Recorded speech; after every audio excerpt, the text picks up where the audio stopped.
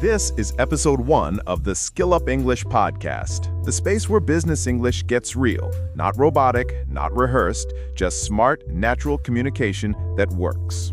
I'm Mr. Woof, your mentor and co-host, and yes, I've read more awkward emails than most people write in a lifetime. But I'm not here alone. Joining me is someone sharp, curious, and occasionally a little too formal for her own good. Our resident learner, the one and only Miss Whiskers. And full-time expert in polite-sounding disasters. Let's just say I've meowed my way through a few email fails. Haven't we all? This series is about making your English work where it matters. In real conversations, real emails, real meetings. We're talking tone, trust, clarity, the stuff that moves things forward. So whether you're writing to your boss, pitching to a client, or leading your team, this is where you upgrade the way you communicate. Grab your coffee, settle in, because we're about to level up your business English, one episode at a time. This is Skill Up English, from basics to brilliance. Textbook phrases and still sound totally unprofessional. Oh no, you're talking about me, aren't you? Because I definitely overuse, please be informed. It's not just you. This happens to almost every learner I work with. Because here's the truth. It's not your grammar. It's the vibe your English gives off. The vibe? So like, how someone sounds in a job interview? Too stiff and the manager tunes out. Exactly. You might write something polite and careful, but if it feels cold, robotic, or just weirdly stiff, it lands wrong. And someone will say it. Did you use Google Translate? They've said that to me. I was so proud of that email, too. Heartbroken. Look, you're not alone. But today, we're fixing that. Let's make your English clear, confident, and human. All right, story time. I once sent this email to my boss. Dear sir, please find the attached document as requested. Super formal, right? Mm-hmm. How'd that go? He replied, thanks. Did you use Google Translate for this? Bro, I was crushed. Like, I thought I nailed it. And that's the thing. You did use correct grammar. You were trying to be polite, respectful, even professional. But it felt unnatural. I sounded like a robot at a job interview. And he knew it. Even worse, I used a template I found online. I thought it made me sound serious.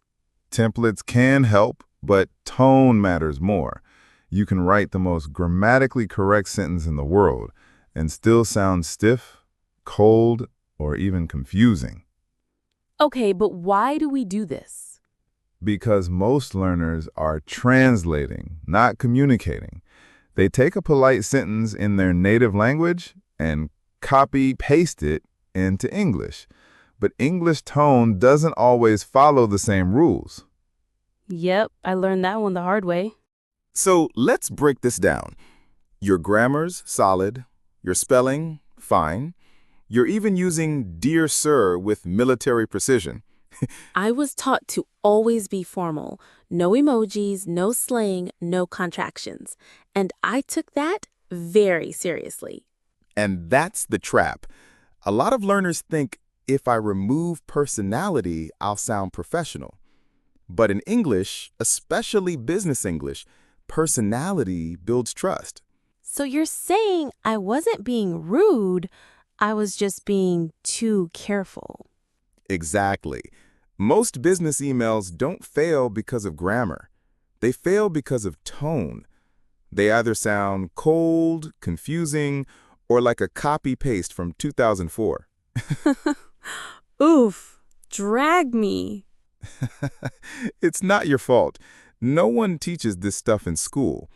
And let's be real, textbooks don't cover tone. That's why we built the 3T filter. Ooh, okay, what's that? It's the fastest way to check your email tone before you hit send.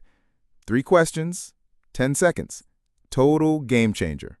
So here it is. The 3T filter.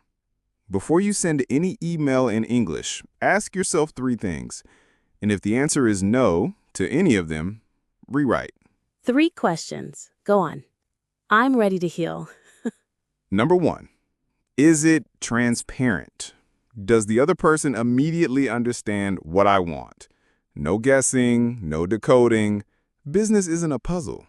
Ooh, guilty. I once wrote 4 sentences instead of just saying, "Can we meet on Tuesday?" Exactly. Second, is it tactful? Does it feel respectful, warm, and human? Too blunt feels rude.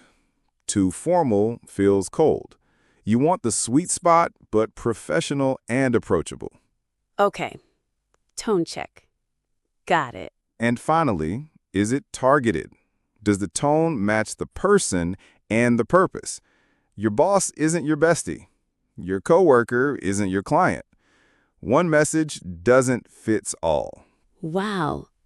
Transparent, tactful, targeted. It even sounds like it belongs on a mug. We should make mugs. But first, let's show what this actually looks like. So what's the fix? I call it the 3T filter. Tone, trust, timing. Tone is the emotional vibe. Are you sounding cold, warm, too robotic? Trust is how your words make the other person feel. Like, do they feel respected, heard? And timing, that's about when and how you respond. Too fast, too slow, too much? So basically, the secret to sounding smart is not sounding like a machine. Honestly, that tracks. I am my own worst email bot. Think of it like this.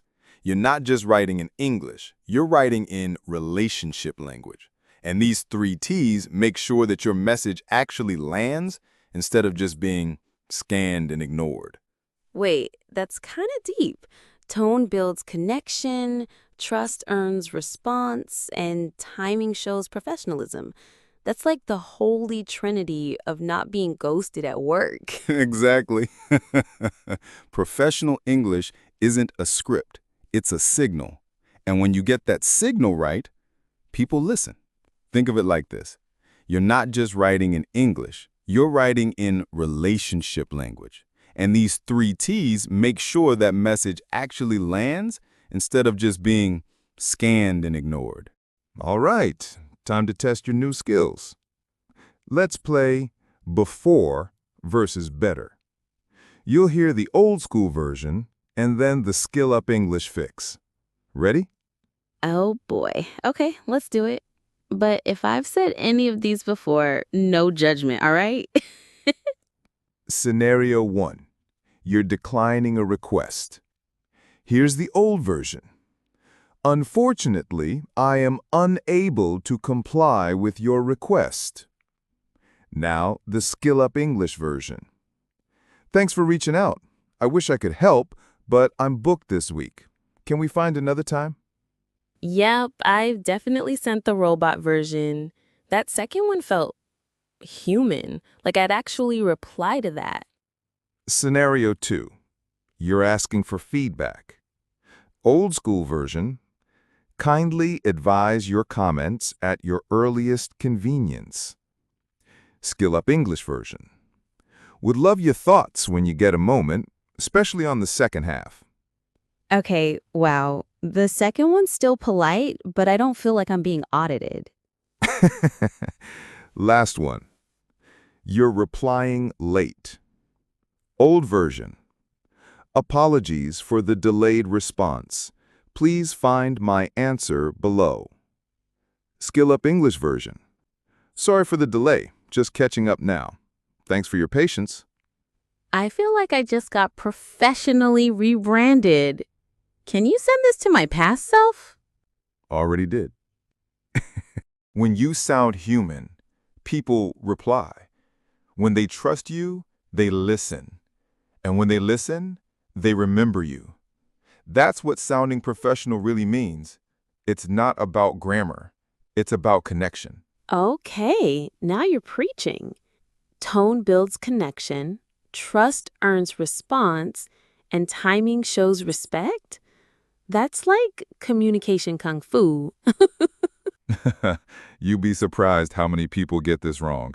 They obsess over vocabulary, but ignore the feeling their words leave behind.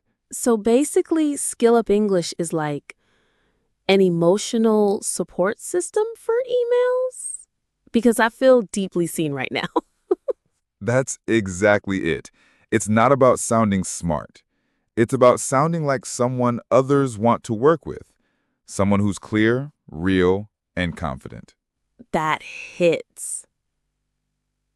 Like soft power, but with better punctuation?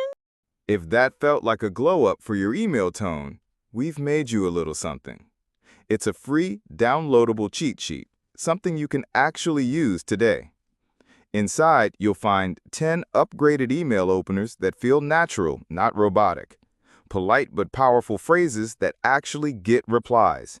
And yes, a printable version of the SkillUpEnglish 3T filter. Tone, trust, and timing, right by your desk. Oh, good. Because if I write, please kindly revert one more time, I'm going to professionally cancel myself. You can grab it right now. Links in the description. Just click, download, and yes, you're allowed to steal the lines. We made them for you. You. Yes, you, watching this right now. Your turn now. Drop your most awkward business email phrase in the comments. You know the one. The one that lives rent-free in your head and makes you cringe at 2 a.m.